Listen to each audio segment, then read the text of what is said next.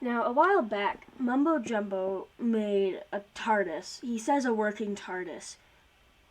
It's sort of a working TARDIS, but there's a couple things wrong with it. The first and big thing is that the outside was ginormous. It did not at all match how the actual TARDIS is supposed to look. It's supposed to be like super tiny on the outside and then be just ginormous on the inside. And that's because he doesn't know how to use the portals, I guess. But another thing is, it doesn't actually work. Yeah, it doesn't actually work. So he kind of just edited it to make it seem like it worked. It didn't work. He did some fancy redstone, yeah, but it wasn't really like what the TARDIS is. And so that's why I'm going to do it today and do it better. And I might even do some other of his videos better. You never know. So I guess the only thing we can do is begin with the outside of the TARDIS. Alright, so for our TARDIS, we're going to use this portal helper. It allows us to make portals, and we're not actually going to go to the nether, because there's a couple things I don't like about going to the nether. The biggest thing about going to the nether is the fact that you can't really get, there's a lot of particle effects in the nether, so you can't get a really big open feel as if you were in the overworld. Now, the thing we can do with these is make them a too wide kind of entrance, which is a lot more TARDIS-y. You can do this in immersive portals with the nether portal, but you need to make the portal unbreakable with this stick by searching portal in these search options. So now if we can't actually light it because, well, we can, and it'll make one, but we don't want this, which is why we always have the completely removed portal. Now this one will completely remove it from both sides, and we can get rid of this. Now, because it's a portal and it won't actually translate to a different dimension, you have to go and find a place underground. So we're gonna come just to this big open space over here, and this will be where we make the TARDIS. So now we have the actual TARDIS working. It doesn't look the best right now because it's super dark on the opposite side. Let me get a lantern. So this allows us to get a very tiny door, but the only problem with this kind of a door is we still don't have the blocks to make it thin, but that's why we're going to use doors like this, and then just simply place a slab on top. Now we have a tiny TARDIS that can have as big an inside as we want it to. So this one will look even more trippy than Mumbo's. That's his name. Now we're gonna kind of try to make our own TARDIS in a way, and not one that already exists. Mumbo based his on the 10th and 11th era Doctor. They were very orangey and bright. But this one I'm going to try to do and match the 11th Doctor in a way, while being a little different as to keep it different, and because we also need to have the portal systems working differently. So you come in, we're going to have to close the door now, and on the inside we can make it as big as we want, pretty much. Here we'll have the whole TARDIS.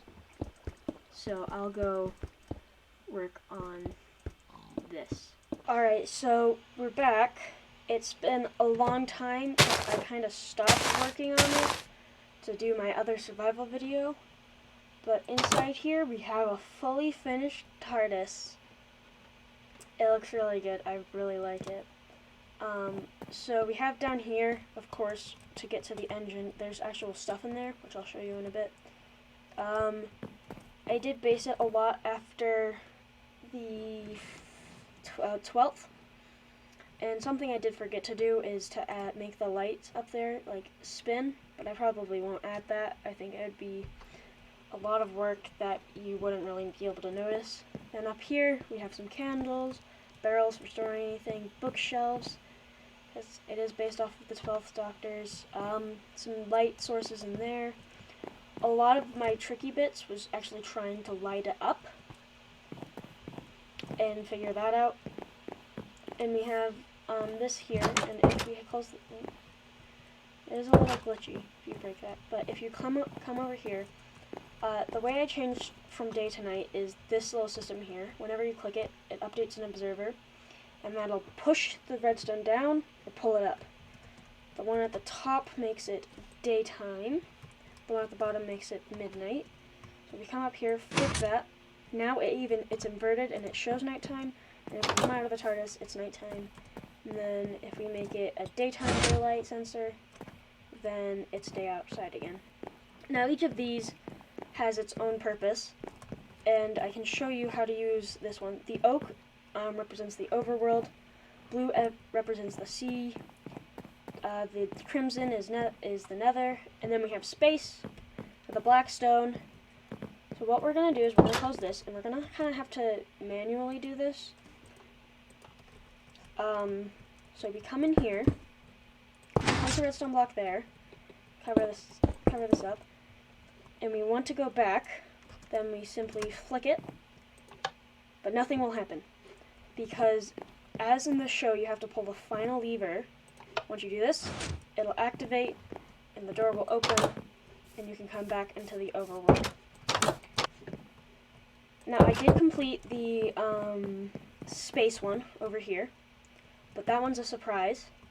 And so what we're going to do is we're going to actually start with the nether. So the best way to get it open is to flick this.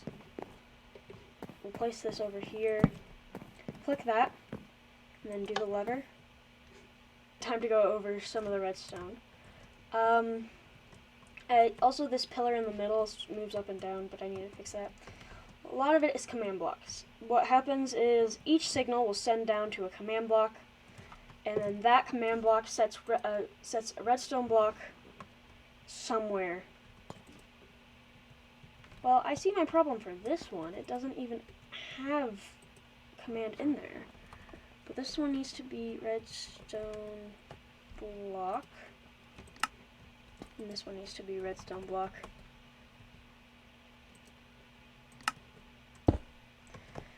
So basically once you press it, once you set it, it'll update the observer, which will update the command block. Then it sends the signal all the way up here to this kind of computery system. Each system has its own little bit. Now every time a redstone block gets placed, it will power this, but it will remove that before it can do anything. That means that none of these get powered. This is what, if there was a redstone there, that would cause the actual system to go. So this one is the overworld one, as signified. So that makes it the redstone block, redstone block, redstone block, but then air, so that there's no redstone block powering the pistons covering that doorway. Over here is the other computer. The main lever that sends it updates that.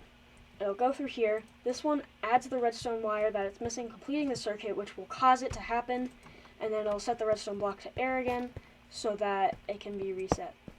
So that'll happen. But the thing I messed up on over here was I messed up on the setting it to a redstone block. So we'll fix that now. Alright, now we should have fixed it. We pulled that, and then I don't know what I just did. I might have broken it. It's fine, we'll just break that. Now you can break it, so that's why you need to be careful with the system. So now that we have this open over here, we can come over here. And for this, we're going to make another portal. So we need the 2 portal sticks, completely remove the portal, and make the portal unbreakable. That's the most important stick. And then we just get the obsidian. So now we light it, it'll load up the nether, and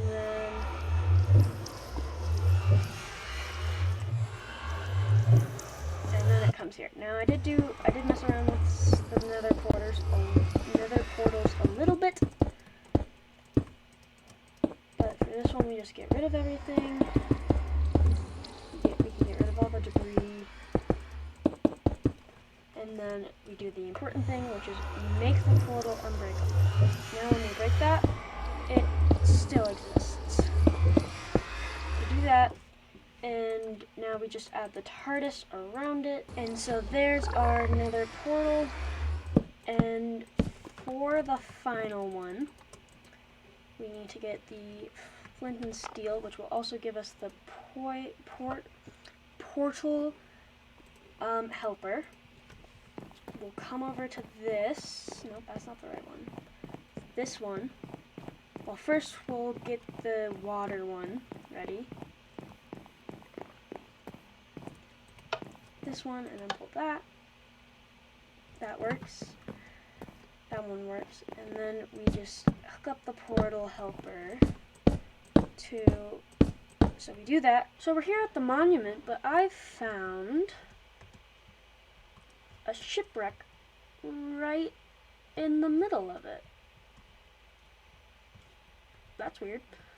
But anyways, to do the other side of the portal, we'll do all of this, and then we just light it. Alright, so now that we finished the TARDIS completely, I've shown you how it works. So we're just gonna visit, we'll start with the nether.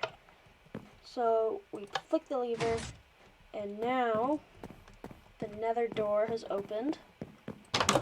And here we are in the nether. There's a barrier block here to keep the door up. It's a strider, just the nether. And so now we'll come in, and we'll go straight to a body of water. We'll go straight to the ocean. So that door will disappear, and yeah, see? And so now we're at the ocean. Not much of an ocean, is it? Yeah, I guess you can go swimming in it, but it's not an ocean monument. And then for the final bit that I haven't shown you yet is space. So space is right over here. It's dark because, you know, it's space, and stars. Space looks so beautiful. So thanks for watching. I hope I did better than Mumbo. I probably did because I'm just that cool. There's more that I have that was supposed to go up and down, but that caused me, it was flashing lights. It was not good. That top bit was supposed to spin, but you wouldn't really notice it, so, and besides, there wasn't really a launching sequence when you pulled the lever. But I do hope that you enjoyed it, and that I did better than Mumbo. That's the important thing, really. That we did better than Mumbo, isn't it? Bye.